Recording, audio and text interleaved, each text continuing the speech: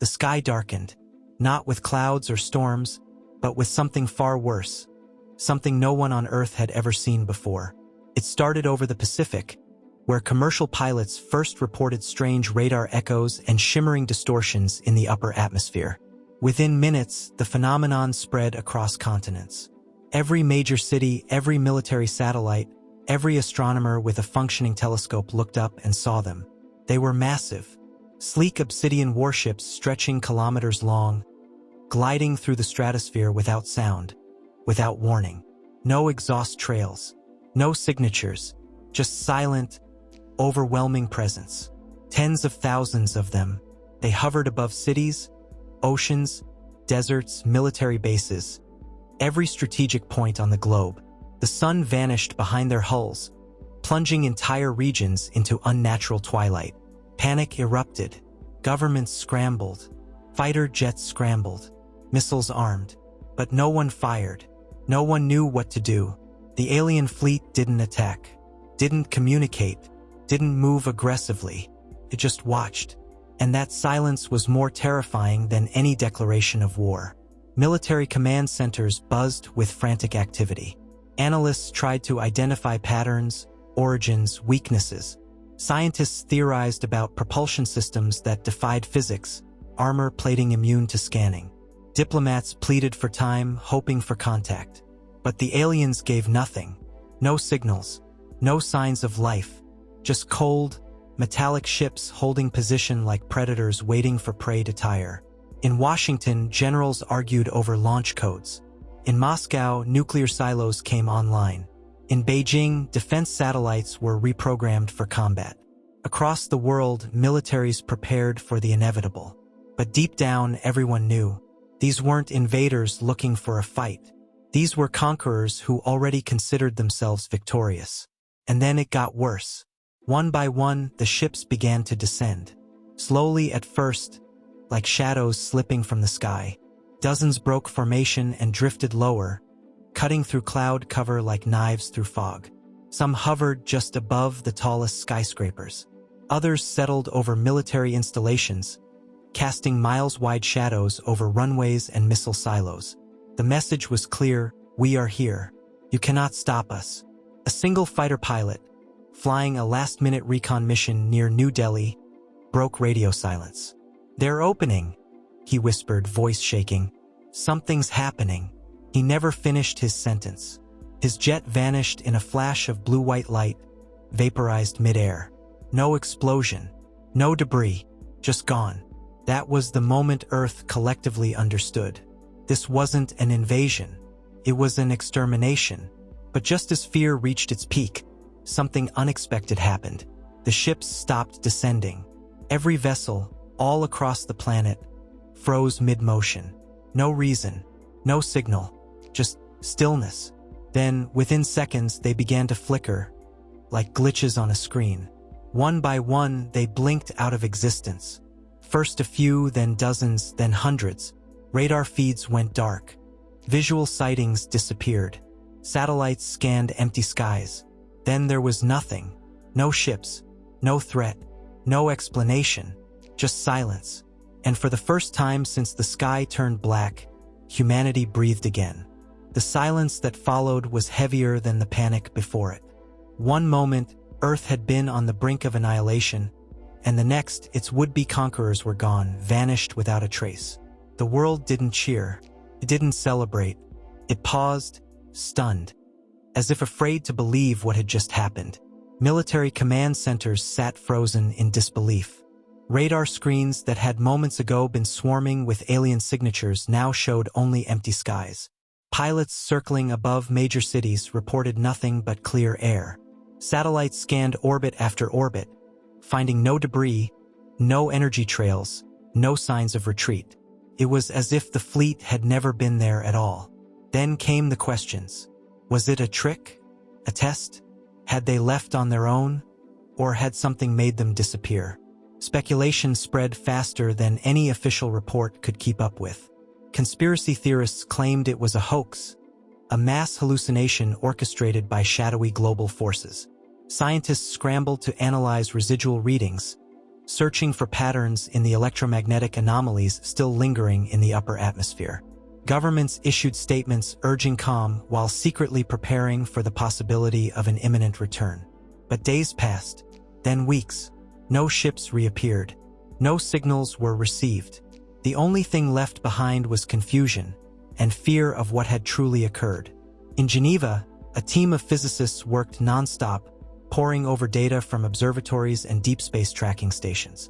They found inconsistencies in the final moments before the disappearance, subtle distortions in space-time surrounding the alien vessels. Something had disrupted their presence, not just cloaking them, but removing them entirely from observable reality. But what? Meanwhile, strange reports began emerging from remote locations. In Siberia, a research station recorded unexplained gravitational fluctuations matching no known natural phenomenon.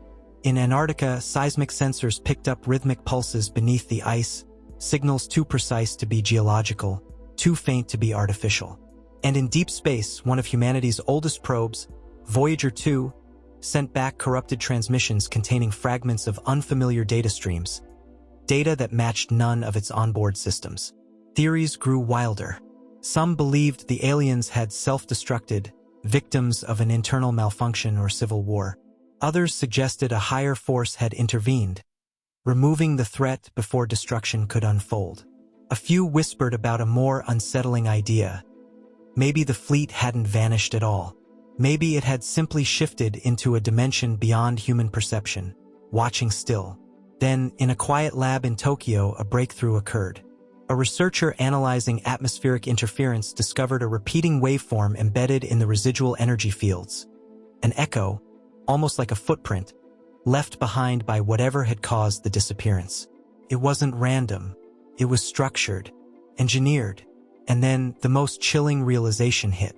The pattern matched something already present on Earth. Something humanity had created. Not as a weapon, not as a defense system, but as an experiment. An accident waiting to happen. The discovery traced back decades, to a time when no one was watching, when the world wasn't holding its breath for alien warships or global catastrophe. It started in a forgotten lab buried beneath the Swiss Alps, where a team of theoretical physicists had been experimenting with quantum entanglement fields and artificial gravity manipulation. The project was modest by most standards, funded quietly, documented sparsely, and ultimately shelved when results failed to match expectations. What they had built was never meant to be a weapon. It was an attempt to create a stable microsingularity for energy research, an artificial black hole, microscopic and contained. But containment failed. Not catastrophically, not in the way doomsayers feared, but in a way that left behind something strange. A ripple in space-time, a distortion field that lingered long after the experiment ended. The anomaly was recorded, filed away, and mostly ignored.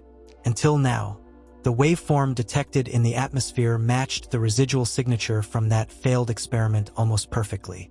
Not just similar, identical. And it wasn't just lingering in the lab.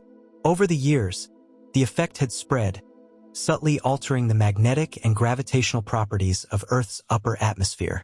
It was faint, undetectable to all but the most sensitive instruments. But when the alien fleet arrived and settled into orbit, something changed. They hadn't seen humanity as a threat. Why would they? They were gods among insects, masters of technology far beyond human comprehension. But what they didn't know, what couldn't have been predicted, was that their presence triggered a reaction. The moment their ships stabilized in Earth's orbit, the distortion field interacted with their systems in ways no one could have foreseen. It started with minor fluctuations, navigation errors, brief power losses. Then came full-scale system failures.